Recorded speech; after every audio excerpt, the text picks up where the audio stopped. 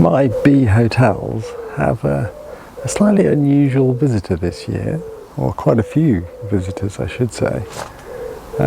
Little things called big-headed resin bees. They're quite hard to film because they're so small. There's one here, one's just gone up there, so let me just back off a bit, maybe you'll see them better. There's probably 7 or 8 whizzing about. They're tiny little black bees, one of our smallest bee species. They're related to leafcutter bees and mason bees in the megachilid family. Look at them all buzzing about. They make quite distinctive nest caps, so they go in the small bamboo holes, tunnels with a diameter of maybe 4 or 5 millimeters. And they're plugging them up. Let me see if I can excuse the terrible camera work. So these ones here, for example, they're plugged up with resin, hence the name resin bees. And the final cap has little grains of sand or tiny pebbles in it, which is quite distinctive. You can see there are more up there. And if we go to this strange bee hotel with a painted bee on the front, you can see there's dozens of them occupied here. Really sweet little bees. Hard to get a footage of. The females come whizzing in and don't pause, they dive straight into their holes usually. So I'm struggling to get a close-up of any of them. Now these resin bees are relatively scarce, found mainly in the southeast.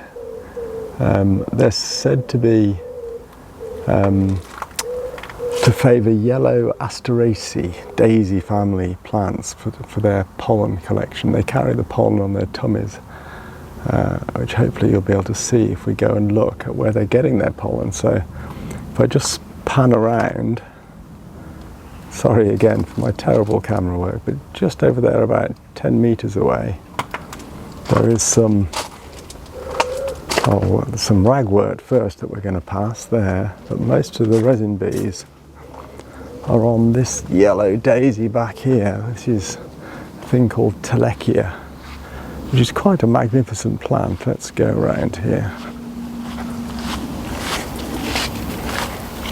It seems to be really popular with bumbles and leafcutter bees and the resin bees, all of them busy collecting pollen. Now, having said that, oh, there's one. Oh, there was one until a bumblebee landed on top of it. Here she goes. There's a resin bee female. Just landed on that flower. Come on, missus, show us your pollen collecting technique. They have a kind of interesting way of running around on the flower, kind of vibrating their abdomen, which helps to collect the pollen which they carry in their hairy tummies.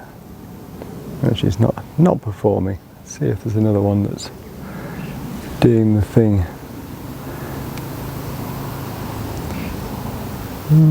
It's so hot today, I think maybe they've gone to lie down.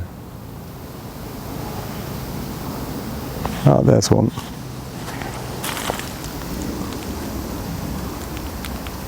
These tiny little bees are quite tricky to film. Anyway, I'm quite excited to have some new residents in my bee hotel. It's usually they get quite quiet once the mason bees have all finished in the spring, and I just have a few leafcutter bees using them. But this year I've got this whole swarm of large-headed resin bees. I don't know why they're called large-headed resin bees. Their heads don't look particularly large to me. Supposedly distinguishes them from the small-headed resin bee, but if I recall correctly, they're not really found in the UK, so not something we need to worry about. That's not a resin bee at all, that's just a rather small worker buff-tailed bumblebee. Anyway, there you go, that's my excitement for the day. Until next time, see you then.